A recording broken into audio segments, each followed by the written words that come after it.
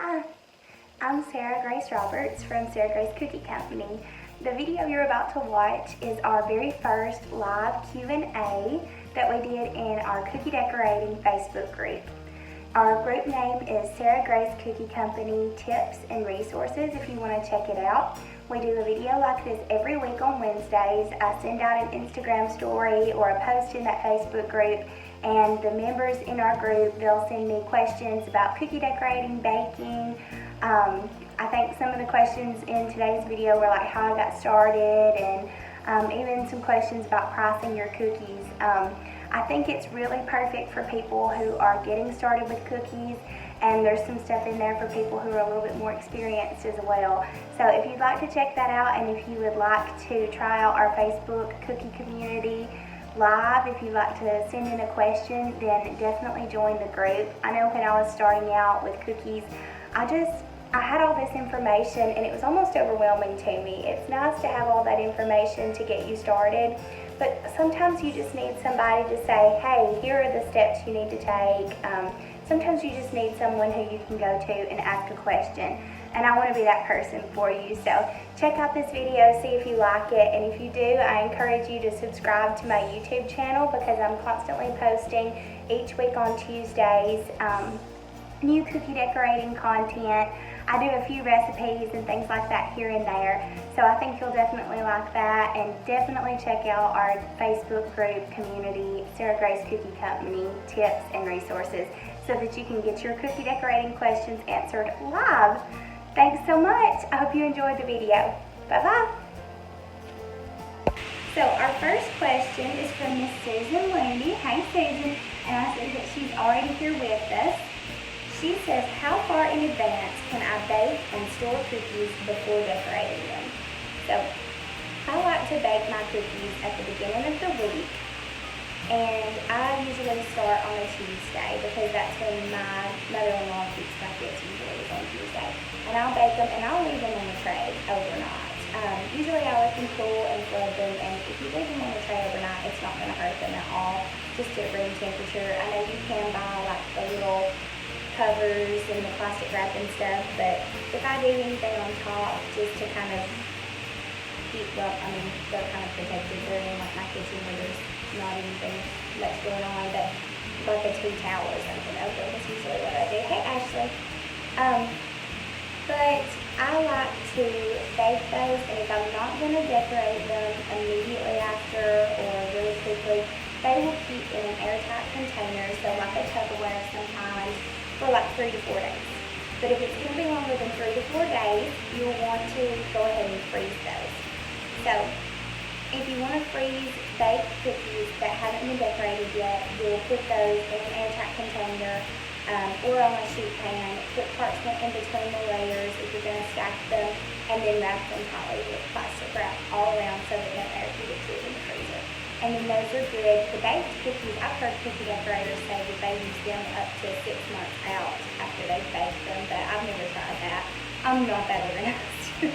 Okay, Susan's second question is, if you are layering icing for decorations, how long do you let the base coat dry before you add more? And do they dry out while you're waiting on the icing to dry?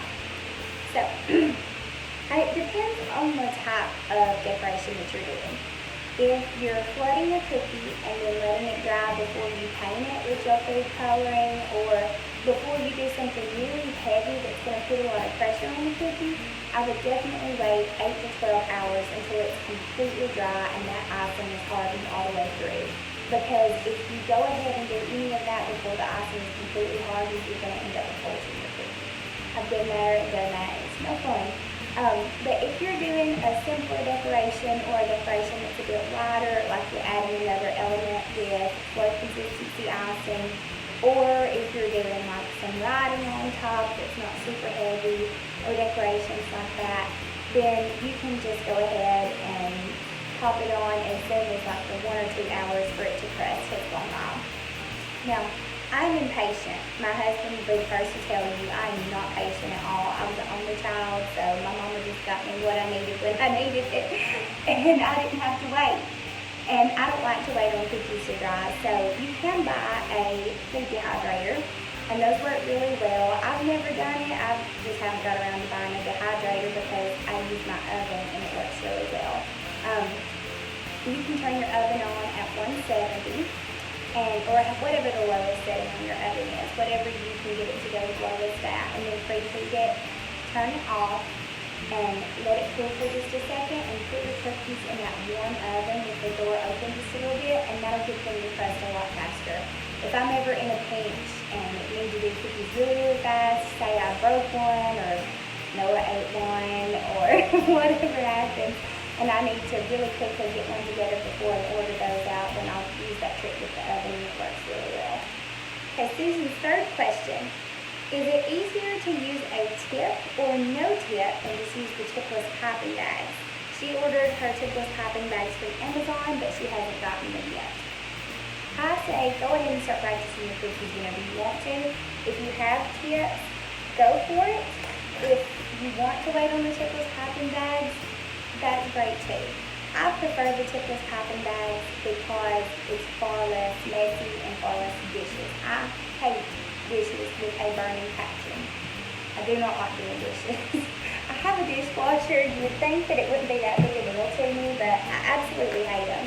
Even just putting stuff in the dishwasher, it's like, oh, it's so repetitive. Anyway, I'm going to get off on my dishes tangent. If you want to use a metal tip for decorating cookies, just use your regular piping bag like you would with cakes or anything like that, or you can use like the disposable ones, or the disposable ones that you buy at Walmart or Hobby Lobby, and you can use a small tip like this one. I'm going to hold it up to the camera. And you'll see that it's got a little teeny tiny hole. I just refreshed my nails a little bit before I hopped on today. Or one like this, like a small to medium tip would be your best bet for clay. If you've ever watched Sweet Anne's cookies on YouTube, she uses tips all the time. I don't know where the girl finds time to clean them, but she uses the tips instead of the tipless piping bags for everything she does. And her cookies are beautiful. So you can definitely use those.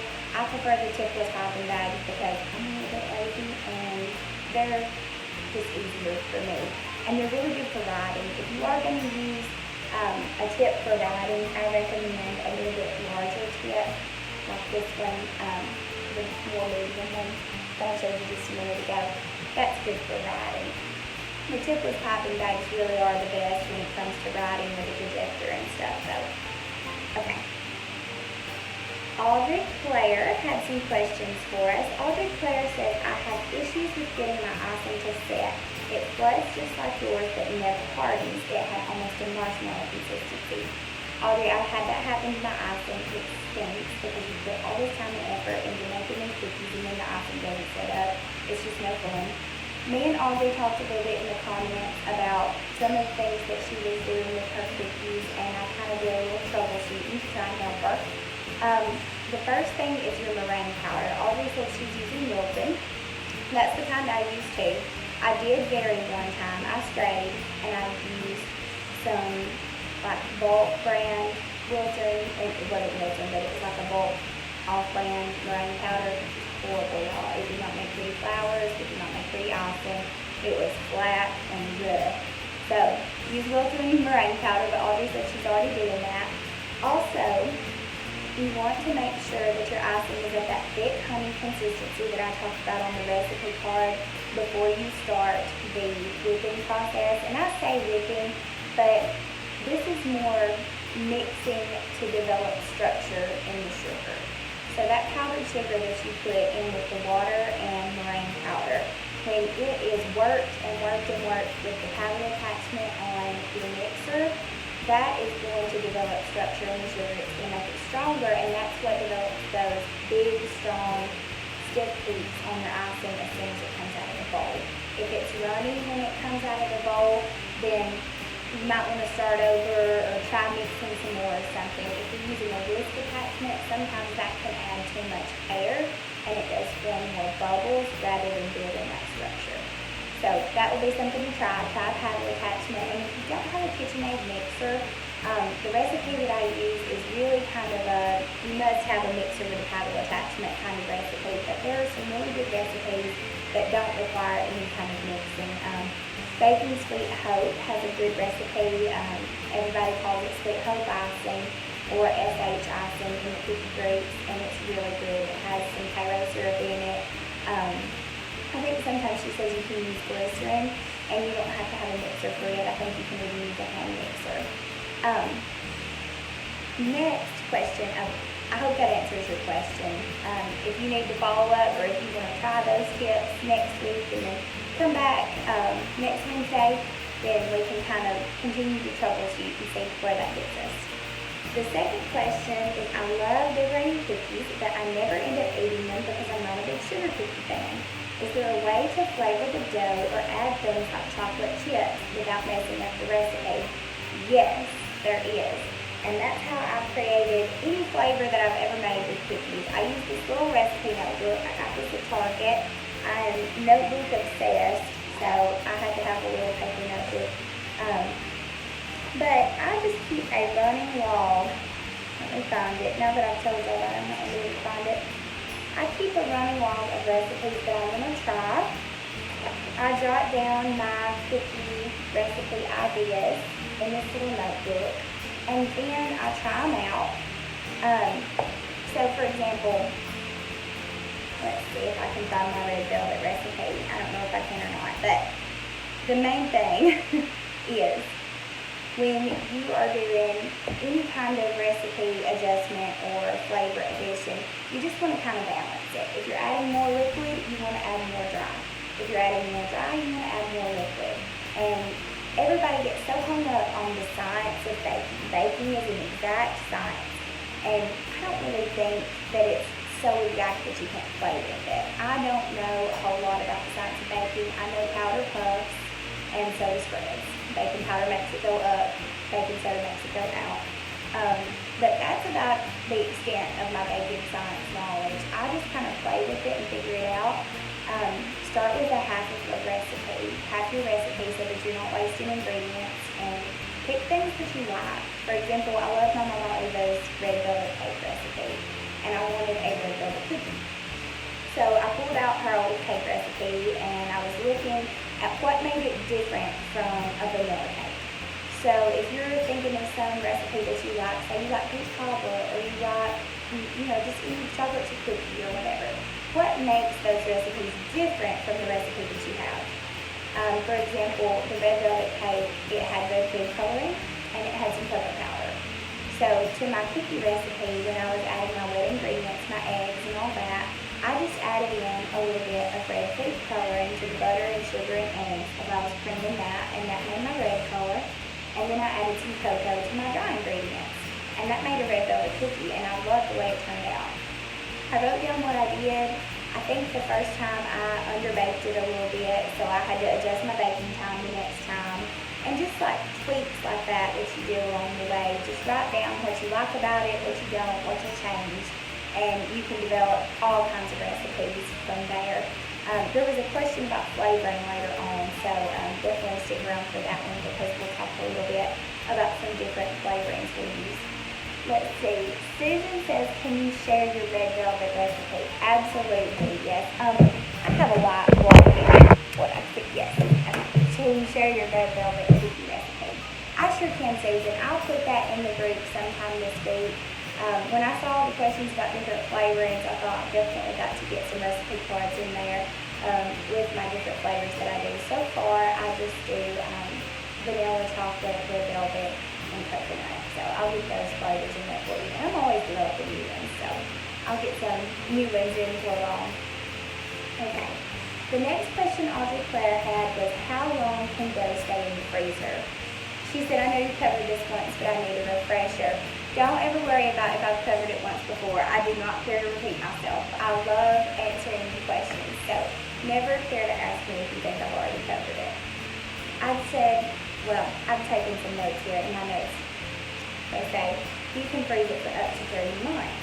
You just want to make sure that it's wrapped really tightly with plastic wrap, saran wrap, whatever you've got, because that'll keep it from having that freezer taste. Mine usually doesn't last 3 months just because I go through cookie dough so quickly. But if you see that you're about to hit that 3-month point and you need to use up some cookie dough really quick, go ahead and cut out a bunch of cookies, decorate them, do your cute stuff. But with that leftover dough that you've got, spin it in the mixer, add some additions like chocolate chips and good stuff like that, and make you some little drop cookies. So, yeah, 3 months is about the time that you want to leave it in the freezer, roll it out, and chill. I roll it out and put it on a baking sheet, by the way. I hope that is helpful. There's a video on my YouTube channel that I'll link in the comments that has a little bit more about my dough freezing process, and it kind of goes into more detail about that, and maybe that'll help. And her fourth question was, can you make icing in advance, or does it have to be made day of? And like so many things in cookie decorating, this one depends on what you're planning to do and how you're planning to do it.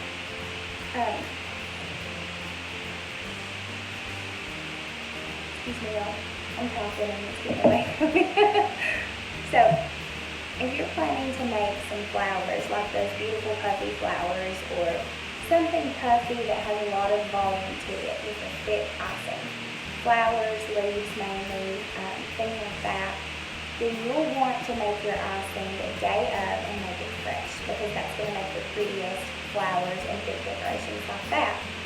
But if you're doing your regular old flow consistency icing that's the base of all your cookies, I usually make that the day before, and especially for classes, when I'm teaching in-person classes, I'll make that the day before and put it in the bag, and it's fine at room temperature for like 1 or 2, maybe 3 days. You don't have to worry about leaving that at room temperature. But if it's in a bag and you go to use it the next day after you've made it the day before, you're going to want to give it a little wiggle with your hands, give it a little icing massage, because sometimes if you'll see down one side of the bag, there's this syrupy looking streak in the icing. Not good. When you open it up and it comes pouring out, and it just makes like this weird two-consistency mixture that doesn't dry. So you'll definitely want to mix that back together inside the bag so that it kind of gets incorporated again and wakes it back up. If you have your icing stored in an airtight container, if I have extra icing that I haven't used in a day, I'll pop it into a glass airtight container. I don't think it has to be glass, it just has to be airtight, but I'm weird, like it just makes sense in my mind to use glass, so that's what I always do. You want to pop that back into your mixer the next day and give it a little whiz so that it will get woken back up again and you'll get the air bubbles back out of it. So, I hope that answers your question. And if you have any follow-up questions or if you need clarification on anything, anyone whose question's being answered, then please don't care. Put it in the comments below and I will try to see it and get back to you. But if I don't answer it in this video, then I'll be sure and get to it next week on our next Q&A Wednesday. Natasha Lynn is our next question. She says, how many different flavors of icing are there and which is your favorite? So there are infinite cookie flavors. You can really come up with any flavor you want because like I said, you can just make it up to go with your recipe that you already have. Walmart has a huge section of flavoring. Well, I say huge. I'm not used to the decorating stores, so if they have any section of flavoring, it's huge to me. But Walmart, Hobby Lobby, places like that, they have specialty decorator flavors that are in these little tiny bottles that you can buy in the store. You know, they have like strawberry, almond, things like that. Now, you can also get flavorings from specialty cookie supply websites or cake supply websites. I know Cookie Countess, I think she has some flavorings and things, but I love Jordan's skinny syrups. You can buy them on Amazon, and sometimes if you're lucky, you can find them in Ross and TJ Maxx. I use them in my coffee and love them. I do not know how they get something that good to be sugar-free and 0 calorie. It's amazing. I know I'm putting it in cookies with pounded butter, so it kind of cancels it out. But it's really good for flavoring cookies. I've heard of a lot of people in the cookie Facebook groups who say that they'll flavor their cookies with Jordan's skinny syrups. My favorite is the chocolate macaroni. It's amazing. And my favorite flavor of cookie is red velvet. Or chocolate. I don't know. I don't need to eat any of them. I'm trying to diet. says, I'd love to know about how to mix buttercream and make 3D type cookies. So I haven't done much with buttercream, Deb. I'll be super honest there. The only buttercream that I really work with is when I do a cake, and I use a recipe from the Cocoa Kitchen that I really like. It's just buttercream, powdered sugar, and whipping cream, and it works really well. But there are some Facebook groups you can join that will be really helpful in helping you find some ideas for buttercream. I know that there is a technique where you can melt your buttercream down or get it to this certain consistency where it is almost like working with royal icing. I think they use candy melts in it somehow, and it makes it the right consistency for decorating a cookie. And that's the Buttercream Cookiers Facebook group. You can learn more about those techniques in there. And I also have a friend, I think she's in our group here. Hi, Lacey. I think Miss Tammy is in our group. Miss Tammy, if you're watching or if you're watching the replay of this, I'd love it if you comment some buttercream tips because she is a very, very talented buttercream decorator. She's a fellow Homewood, Tennessee cookie decorator and cake decorator. So she's got some really good tips for those. Yeah, I don't use the buttercream much, but I've seen the cookies and they're absolutely gorgeous, and I've heard they taste amazing. Rochelle, our winner of the membership today, she says, how far away should you space your cookies on a baking tray? Well, if you're the girl and you don't want to mess up the temperature of your oven, then you should space them pretty far apart. But if you're like me and you're impatient and you want to squeeze as many cookies on the tray as you can, I just do like half an inch or a fourth of an inch. It really depends on how much your cookie dough spreads. If you have a really good no spread recipe, then I wouldn't be afraid to place them really close together. But if you're nervous about your recipe spreading and you having those rickshaw tests, pumpkins and snowmen, that's when you want to space them a little further apart just in case they spread a little. The recipe that I use is adapted from the Cocoa Kitchen. John Cannell is a blog. You can find the Cocoa Kitchen Perfect Cutout Cookies is the original recipe I use. I've added and tweaked it, and you can download my version on the website. But on my website, Sarah Recipe Co. But it has cornstarch in it, and that's something that I kept in my version because it's so good to keep the cookies from spreading. Even if you bake them at room temperature and you don't freeze them before, they won't spread. But usually I do try to freeze mine before just because they're easier to cut out and they do not spread. So I can place them teeny tiny distances apart, and usually I don't have trouble with spread. Okay, next question. And if I'm going too fast, y'all don't care to tell me to slow down. Let me read this. Hey, Barbara. Okay. Susan, I will answer your question about writing on cookies if I can get to it, if we'll look back to it. And if not, then we'll definitely get to it next week. I am so impressed with how many questions we got this week, y'all. Thank you so much for answering your questions. I'm really excited. Amanda says, how do you make these cookies with the flowers on them?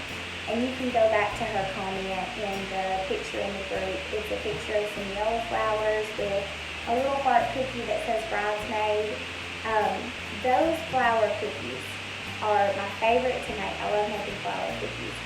And Gloria, I think we've got a question from Gloria somewhere.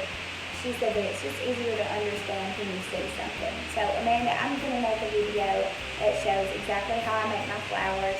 The main difference with royal icing flowers is you're working on a flat surface. So all it takes to make royal icing flowers like that is to use fresh icing straight out of the mixer. You want to make sure that you just made it. It's straight out of the mixer. It's nice and fluffy. I got my recipe for my icing. I adapted it from Casey's Cakery on Instagram. She has some gorgeous, gorgeous floral work. And she does the icing just like that and takes it straight out of the mixer and does the flowers, and they're gorgeous. But the main thing is you want a petal tip, like this one. And you can pop that down into a tipless piping bag and just cut the tip off and put that thick icing after you colored it in. And you'll probably want a cookie turntable so that you can spin it easily.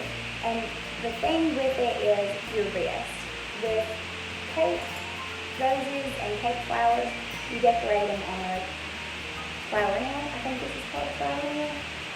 Someone who does cakes corrects me if I'm wrong. But you make your little wad of icing and then you decorate your flower all around it. Then you take those little scissors and you pop it on your cake. With a cookie, it's completely different because you have this flat cookie and you're creating a flower on this huge flat cookie. And I find that the main thing with that is the fresh icing, the petal tip, and having your wrist at an angle so that your petals are kind of floating outward. So, thank you, Susan. She says yes, that's a flower nail. I'm not sure if I had the technical term correct. Thank you. But you want to make sure that your wrist is kind of flat and you're taking that bag, I'm imaginary piping here, and that bag is going out as you're making that arc with your petal. And I'll do a video on that soon and show you kind of step by step, because it's way easier to show it than it is to explain it with my imaginary piping bag. Okay, next we have a question from Connie Peterson. And she says, how should you price your cookies?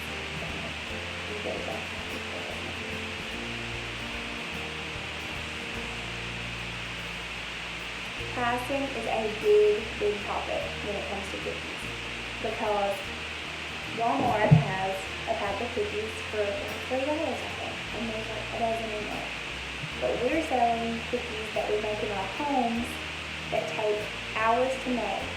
So when we charge $30 to $40 a dozen for those, it feels shocking to us and sometimes to our customers. But the main thing you need to understand about pricing your cookies is you have to value your time more than the cost of your ingredients.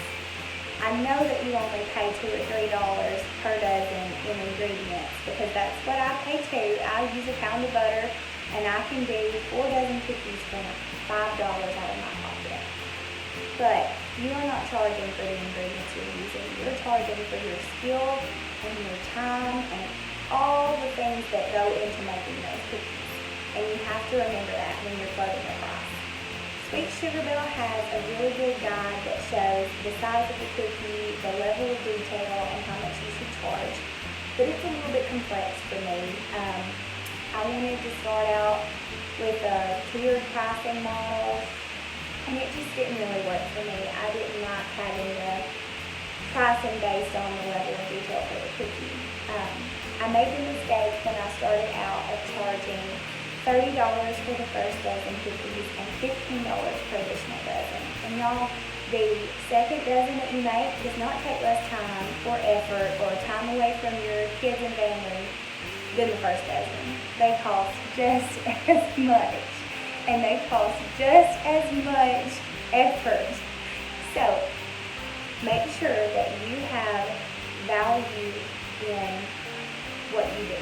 You have to value what you're taking away from your time. You could be getting a hot bath or covering your baby or something in the time that it takes you to make those dozen cookies. And baby cuddles and having a clean house and taking a hot bath is worth so much more than $15. It's worth so much more than $20. You have to think about what makes it worth it to you. Now, I mean, you do have to keep in mind what the market will bear.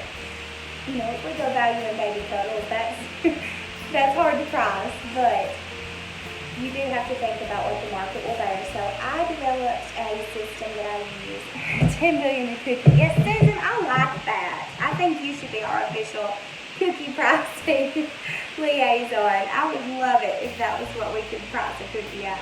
But the way I do it is I have a flat rate. I eventually started to value my time more, and I moved up to $30 a dozen with 1 dozen minimum. And that really helped. When I was doing the $15 per additional dozen, I just felt like I was spending all this time and I wasn't getting fairly compensated, and it was my own fault. So when I finally did go up, I felt like I was finally making some headway and I could actually do this as a sustainable side business. Then I went up to $35 a dozen, and the way that I kind of tell my customers this, because when you're a cookie decorator, you know how much time goes into it. But when you're telling your customer what they're going to get for that $35, I know that's an investment. So I tell them that I do a custom set for every order. If they send me a picture, it's an inspiration picture. I'm not doing an exact copy. One, because this is creative work for me. Like, I don't like doing exact copies. If another cookie decorator has made something, it's beautiful and I love to look at it, but I don't want to take their work, and I don't want to claim credit for something that they came up with. And I also enjoy coming up with designs. That's like a big part of the fun for me. So every customer that orders from me, they see it on my website, they know that these are original designs and they're going to get a custom set that's unique to them. The second thing is I try to make 3 levels of designs in each set. So in each dozen cookies that I make, I'll do 3 separate designs. So that's like 3 or 4 cookies each, depending on how many I want to do. Like if they've requested a certain number of flowers or anything like that. But I'll do one design that takes me 1 to 2 minutes. Flowers, I can crank those out all day long, and I can do those really quick and simple. Things like that, like flowers, simple designs. I'll do a medium cookie, a medium design that's like maybe a little bit more detail, maybe there's some brown in it, maybe there's another color, but it takes me just a little bit longer, but it's still something that I can kind of crank out. Third design is more intricate. It's the fancy cookie. It's the one with the projector work, the writing, the painted, whatever it is. It's something really pretty that takes a little bit longer. Gloria says pricing is complicated process. Yes, girl, it is so complicated. And it really does depend on what you're comfortable with, where you live. And I know a lot of people in some of the cookie groups, they'll say like, well, don't start out less than this certain amount. And that was really hard for me when I was first starting a business. Like, I couldn't just say, I want $40 a dozen. Like, I felt like I was robbing people. So it's definitely understandable that pricing is so hard when you start out, because you don't, especially if this is the first business you've run, like, this is hard stuff. This is the hardest part of starting a cookie decorating business to me, is the pricing. But I hope that helps. I hope those 3 design levels in every set, that kind of helps me justify my flat pricing rate, and I just make sure that like every set that I send out, I feel like it's worth $35. I would pay $35 for it. And I'm cheap, so that's saying something. My next question, I hope that answers your question, Connie, that we could go into that all day long. We could spend hours and hours talking about pricing. Gina said, is there a certain kind of brand or flavoring you prefer? Almond is my favorite. I love almond too. My friend Emily Hudson, who's also a Columbia cookie decorator, she uses almond in her cookies and they get rave reviews, so that sounds really good. I use good old-fashioned McCormick vanilla. I like a huge thing at Sam's. I know there are a lot of people who say that the like Mexican vanilla or Tahitian vanilla are really good. And you can buy at Hobby Lobby. It's like a vanilla concentrate, and I've heard good things about that, but I just love the McCormick. It's what I've always used. It tastes like my grandma's cooking, and I'm kind of scared to try something else, to be honest. If y'all know of any good brands that you think I should try, I would love to hear about it. Just, to try for my family at home, but I really, really love my just good old-fashioned McCormick imitation vanilla extract. I feel like it's a Southern pantry staple.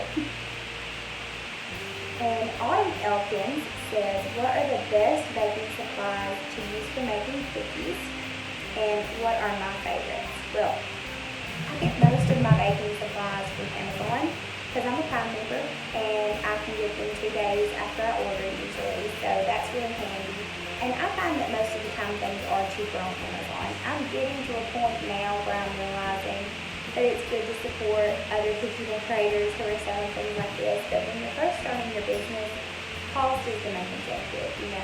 You're just trying to get things for an economical price point that are going to work well. So the things that I like best, I've got listed in a blog post. I'll link that in the comments for you, Autumn, that say the little links that you can go to on Amazon. It gives me like a little affiliate marketing bump. So if you want to use those links, you're welcome to. And it has all my favorite products from Amazon. Another one that I really love, if you have a Hobby Lobby near you, is the Sunny Side Up baking products from Hobby Lobby. They really have a lot, and they're adding to it all the time. My favorite part about those is their pink. I mean, I'll just be honest, I love pink stuff. So those are really good. You can also order from Cookie Countess, cookiecountess.com. She's got a huge selection of cookie decorating stuff. I've ordered some paint palettes from her for painting your own cookies. I've ordered some stencils from her. I was always really happy with the quality of those and the time that it took to get here. It almost competed with Amazon when it came to shipping time and rates. And I also love Barbie's cutters on Etsy and Sweet Silhouettes. My flower cutter that I'm constantly using for every flower that I do. I know I'm a repetitive person when it comes to my flowers, but I love that Sweet Silhouettes cutter. And I'm going to have some cutters from Bobby at our next in-person decorating class. I bought a bunch of cutters so that you can take the cutter and your scribe and your leftover icing and go home and practice if you want to. So I'm excited about that. Barbara Burke said, okay, I am the worst baker and cook ever. I don't believe it, Barbara, because I've seen those beautiful flowers that you do. Oh, my battery's dying on my phone, y'all. I thought I had plenty left. Okay, but she says she's the worst baker and cook ever. So, what is the easiest cookie to make? What is the easiest icing to make? And what is the easiest decorating tip? So, I do not have any problems with boxed cookies, boxed icing. I don't believe it, Barbara. I do not think you're a terrible cook. You're not terrible at anything. You're talented at everything.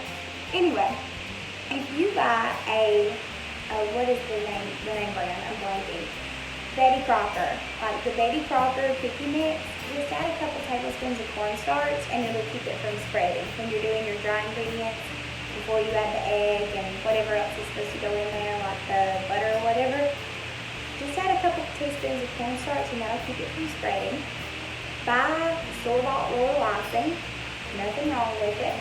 And put it in your mixer, especially if you have a KitchenAid with that paddle attachment. Put it in the mixer and fluff it up a little bit and kind of wake it up and brighten it with your mixer.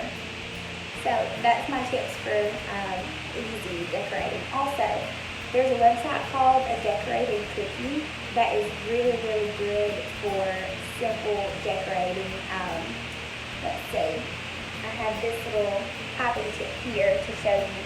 She had some cookies on there the other day on a decorated cookie. They were just circle cookies, and she had taken this tip that has all the little holes in it and done some like hairy monster hair or something and put 2 little big eye sprinkles on it, and it was so cute. So I hope that helps. And yes, you are welcome to come to my house for a private session, Barbara. Okay, I think we've got our last question here from Ashley Creasy. Ashley is my sister-in-law, y'all, and she has just given our family the most beautiful little nephew, Liam Daniel, that has ever been. He is precious. And he is just, this morning at Nana's house, he was so awake. I'm sorry, I'm getting off on a tangent. He is just perfect. Anyway, Ashley says, what made you decide to start a cookie business?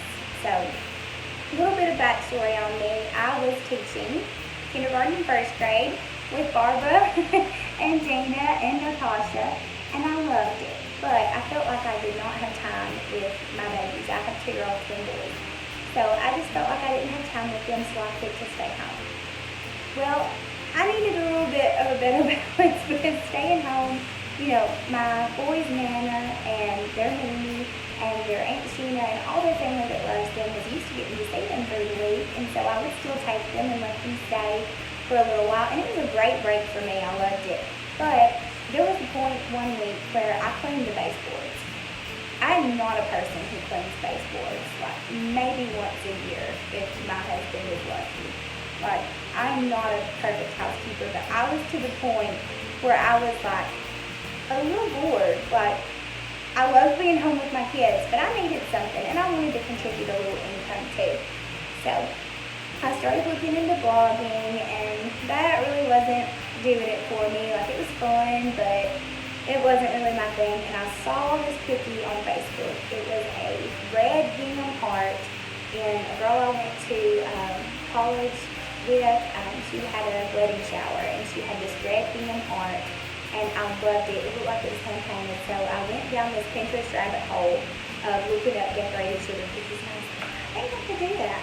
So I tried it, and it was all history from there. I started my business, and I've loved it ever since. So that's how I got started. And she also says, what has been your favorite cookie set that you decorated? Definitely bridal cookies. Any kind of bridal cookies that I've ever done has been one of my favorite things. I love the white flowers with the black-eyed Susan flowers that I did for the bridal show last year. I'll have to post those in here. I don't think I've even got a picture in the group. They're on my main Facebook page. But anything with flowers and ruffles and girly stuff like that. And Ashley's last question is, how many cookies do you make in a year? Whew, that is a difficult one. So like I said, I kind of try to balance my work schedule, my custom order schedule with our life, where we're at. I know we're potty training, so I'm not taking a lot of custom orders. Like, I'm kind of considering myself booked with 2 or 3 days in a week. Most of the time, my rule of thumb is 4 days in a week that I will accept before I start having to say, I'm sorry, I'm booked. Because if I take more than that, I just feel stressed, and I don't feel like I'm getting to spend time with my husband and kids like I want to. Because I do still kind of consider myself a part-time stay-at-home mom. This is like my side thing. And anyway, I say all that to say I do 4 days in a week. Most of the time, give or take. And I calculated that up, and it says with 52 weeks in a year, that would make 208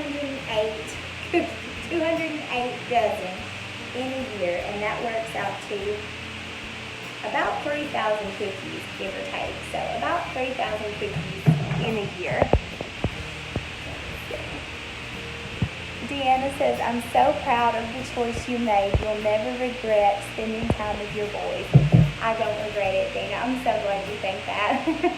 I love spending time with them, and I love that I've discovered cookie decorating in the time that I've been home with them. It's kind of been the best of both worlds. It's been a fun little side business that I can do. It gives me some goals and kind of lets me still be me and also be mom. So it's really fun. I hope that answers all of y'all's questions. I'm so excited with how this first Q&A turned out. Y'all have really turned out and given me lots of good questions to think about and lots of things to make content with. I'm going to make tons of videos and tons of recipe cards and things for y'all based on these questions that you've asked today. One thing I wanted to add is if you're not on the email list, make sure that you're on the email list, because you get an email every single week with a tip or a trick or a tutorial from me and updates from me. So I want to make sure I've got you all on there. And if you have ideas for what you'd like to see in the email, maybe if you'd like me to elaborate on a question I answered here on a Wednesday, then definitely let me know. I want ideas from you all the time. Thank you all again for joining me today. I really appreciate it. And let's continue our conversation after the live video ends. If you have tips for someone regarding one of the questions they asked, go and tell them, hey, this worked for me, or hey, I've heard of this place. Drop the link. Give them a name. Give them anything. Just have your big conversations and kind of interact like we would if we were at an in-person cooking decorating class. Thank y'all so much. Y'all have just made my day with all of your support and all of your questions and answers and everything. I love y'all, and y'all have a great day.